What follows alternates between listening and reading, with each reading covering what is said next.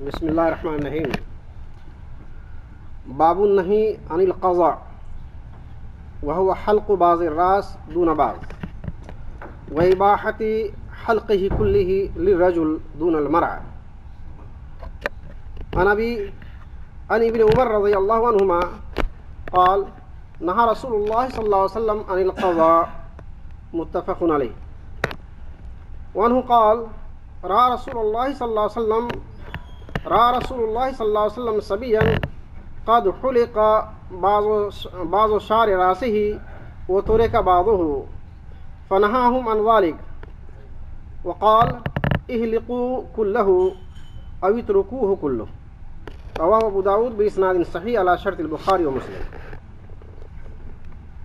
وعن عبد الله بن جعفر رضي الله عنهما ان النبي صلى الله عليه وسلم امحل آل جعفر رضي الله عنه ثلاثا ثم أتاه فقال لا تبكوا على أخي بعد اليوم ثم قال ادعوا لي بني أخي فجيء بنا فكأننا أفرخ فقال ادعوا للحلاق فأمره فحلق رؤوسنا.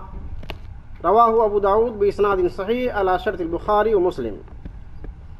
عن علي رضي الله عنه قال نهى رسول الله صلى الله عليه وسلم ان تحلق المرأة راسها. رواه النسائی. انتہا. ترجمہ و تشریح. قضاء کے لفظی معنی ہیں قاف زا عین. قضاء کے معنی ہیں سر کے بالوں کا کچھ حصہ کو کاٹ دینا اور کچھ کو چھوڑ دینا، اس کو کہتے ہیں قضاء. اور رسول اللہ صلی اللہ علیہ وسلم نے اس چیز کو منع فرمایا. پورے سر کا بال مردوں کے لیے کٹانا جائز ہے، عورتوں کے لیے حرام ہے. یہ اس باب میں بیان کر رہے ہیں. اس میں چند احادیث ہے. حضرت ابن عمر رضی اللہ تعالیٰ عنہما سے روایت ہے کہ رسول اللہ صلی اللہ علیہ وسلم فرمایا قضاء یعنی کچھ بالوں کے موڑنے سے منع فرمایا. یہ بخاری اور مسلم کی روایت ہے. قضاء کے لغوی معنی تو میں نے بتا دیا کہ کچھ بال منڈوا لینا اور کچھ کو چھوڑ دینا. یہ منع ہے، لیکن آج کل کے کچھ لوگ فیشن میں کرتے ہیں ایسا. اللہ تعالیٰ مسلمانوں کی ہدایت دے.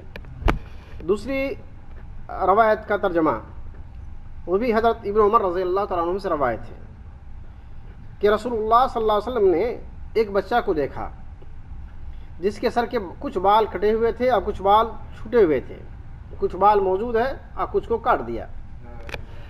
تو رسول اللہ صلی اللہ علیہ وسلم نے اس عمل سے روک دیا، اس سے منع کر دیا اور یہ فرمایا کہ حلق پورے کرو. حلق مانے پورے بال کو کتروانے کو حلق کہتے ہیں، مڑوانے کو حلق کہتے ہیں.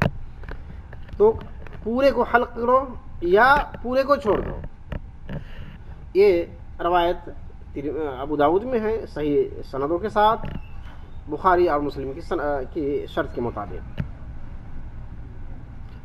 فوائد مسائل میں بیان کرتے ہیں کہ بھی آپ صلی اللہ علیہ وسلم نے اس لیے منع فرمایا کہ اہل کتاب سے مشابہت نہ ہو، کیونکہ بعض احبار اور رہبان اس طرح کیا کرتے تھے نا. علماء یہود و نصارہ ایسا کرتے تھے، بال کٹوا لیتے تھے تھوڑا سا، کچھ کو چھوڑ دیتے تھے. اس لیے ان کی مخالفت کرنا، اس لیے رسول اللہ صلی اللہ علیہ وسلم کو فرمایا. اہل شر و فسق کی بھی عادت ہے، جو اوباش قسم کے لوگ ہوتے ہیں وہ لوگ بھی ایسی اپنی عادت ڈالتے ہیں. لہذا ایسی چیزوں سے، ایسی عادتوں سے پرہیز کرنا چاہیے. ہر وہ عادت جو رسول اللہ صلی اللہ علیہ وسلم نے منع فرمایا، اور یہ بھی فرمایا کہ دوسری قوموں کی عادات و تقالید کو مت اپناؤ، اس سے بھی پرہیز کرنا چاہیے. تیسری آیت کی طرف روایت کی طرف چلتا ہوں.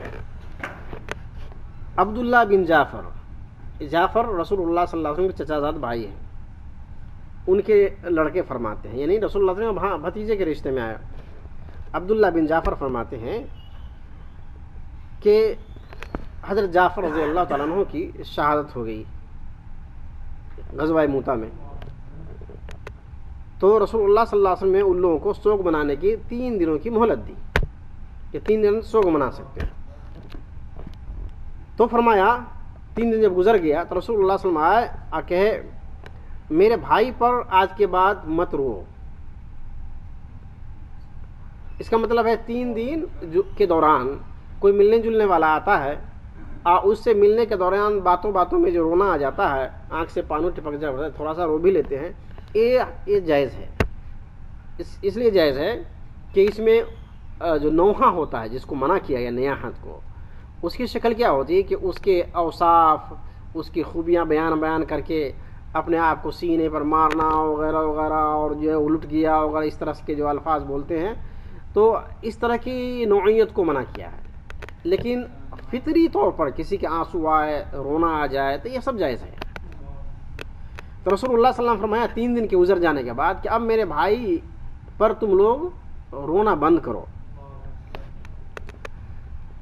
پھر رسول اللہ پھر وہ فرماتے ہیں، عبداللہ بن جعفر فرماتے ہیں کہ رسول اللہ صلی اللہ علیہ وسلم نے اپنے بھتیجوں کو بلایا، یعنی ان کے جعفر کے جتنے اولاد تھے ان کو بلائے، تو ہم لوگ آئے۔ ہم لوگ جیسے کہ مرغی کے چوزا ہوتا ہے اس کی طرح تھے، یعنی ایک چوزا جو بچہ ہوتا ہے مرغی کا، وہ ماں کے سہارے کے بغیر نہیں چلتا ہے، کتنا کمزور ہوتا ہے، اور وہ ہر طرح سے ممتا کے لائق ہوتا ہے۔ یعنی ان کی کہ بچے بڑے بھی تھے، لیکن ان کی شکل ایسی نڈھال ہو چکی تھی کہ لوگ جو ہے بالکل یعنی جسمانی لحاظ سے، فکری لحاظ سے، ہر لحاظ سے لوگ حواس باختہ ہو چکے تھے۔ تو وہ اپنے آپ کو خود بتا رہے ہیں وہ کہ ہم لوگ ایسے تھے جیسے کہ مرغیوں کے چوزے ہوتے ہیں، وہ خود بتا رہے ہیں۔ پھر رسول اللہ صلی اللہ علیہ وسلم پھر وہ فرماتے ہیں کہ رسول اللہ صلی اللہ علیہ وسلم نے حلاق کو بلایا، بال کاٹنے والوں کو، اور حکم دیا کہ ہمارے بالوں کو کاٹ دیا جائے۔ بہرحال اس حدیث کے مطابق یہ پتہ چلا کہ 3 دن تک جو ہے سوگ منانا چاہیے، اور بھی حدیثوں میں ہے الحداد ثلاثۃ ایام، کہ ہداد کے معنی ہے سوگ منانا مرنے والوں پر، وہ 3 دن کے لیے ہے۔ یہاں وہ مسئلہ نہیں ہے کہ سوگ بیان کیا جائے، چونکہ یہاں جو بال آدھے کٹانے یا فل کٹانے کا بات آئی نا، تو اس ضمن میں یہ بات آئی ہے۔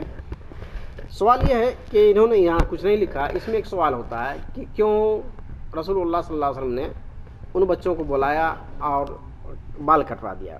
واجب نہیں ہے، مستحب نہیں ہے، کچھ نہیں ہے۔ اب اس وقت کے بچوں کے حالات دیکھ کر کے حضرت صلی اللہ علیہ وسلم نے فیصلہ کیا، یہ کوئی مستحب سنت نہیں ہے۔